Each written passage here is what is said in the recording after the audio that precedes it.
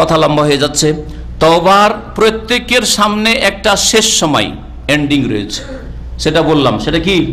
হ্যাঁ, মতের সময় চলে আসলে আযাবের ফেরেশতা দেখে নিলে আর তওবা হবে না, তখন তওবা করে লাভ না। ফেরাউন ওই সময় তওবা করেছিল।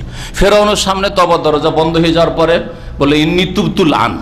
সূরা ইউনূসে আল্লাহ পাক ইরশাদ করেছেন যে ফেরাউন যখন ডুবতে যাচ্ছে, হাত্তা ইযা আদরাকাহুল গারাক, যখন ডুবছে সেই সময় ফেরাউন বলছে আমানতু, আমি ঈমান নিয়ে আসছি, তওবা করছি।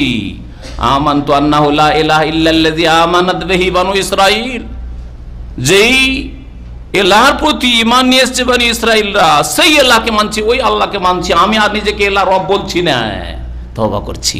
আল্লাহ বলছে আল্লাহ এখন আর তওবার সময় নেই। ওয়াকাদ আসাইতা ক্বাবলু, এর পূর্বে কত নাফরমানি করলে, বিরুদ্ধাচরণ করলে, ওয়া কুনতা মিনাল মুফসিদিন, আর কত যে ফিতনা ফাসাদ সৃষ্টি করলে তুমি, তোমার দরজা বন্ধ হয়ে গেছে। তাহলে মওতের সময় তওবার দরজা প্রত্যেকের বন্ধ হয়ে যায়। আর আজকে এখানে কে বলতে পারেন যে আমি 2 বছর পর মারা যাব? বলতে পারবেন? বলতে পারবেন? এমন কেউ আছেন 1 বছর পরে মারা যাব? হ্যাঁ, বলতে পারবেন? কখন মারা যাবেন?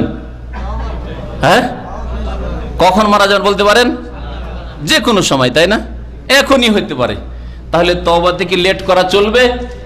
এই জন্য ইমাম নওয়াবী রাহমাতুল্লাহ আলাইহি, অন্যান্য মুহাদ্দিসিনে কেরাম, ওলামারা, ফুকাহারা লিখেছেন যে তওবা কিন্তু আলাল ফৌর, দ্রুত করতে হবে।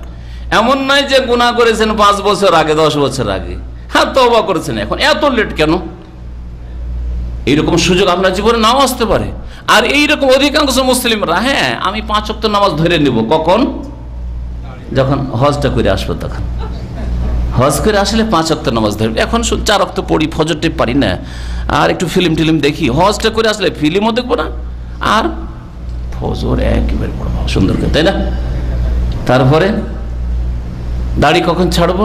হ্যাঁ, এই মেয়েটার বিয়ে দিতে যাচ্ছি, মেয়েটার বিয়েটা হয়ে গেলে শ্বশুর হয়ে যাব, আর কি কতদিন আর দাড়ি কাটবো না, তাই না? এখন অফিসে চাকরি টাকরি করি, সেই জন্য একটু টাকনার নিচে কাপড় রাখতে হয়।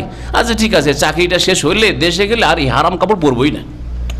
দেখছেন না, মনে হচ্ছে ওর হাতেই সময়গুলি আছে, তাই না? তওবা করার তৌফিক হইল না।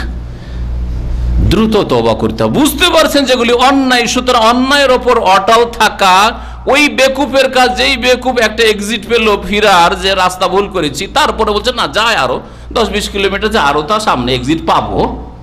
এইরকম বেকুফ দুনিয়ায় খুঁজে পাওয়া যাবে না দুনিয়ার ক্ষেত্রে, কিন্তু ধর্মের ক্ষেত্রে এইরকম ভোলা লোক আর এইরকম আধা পাগল লোক বহু আছে, তাই না?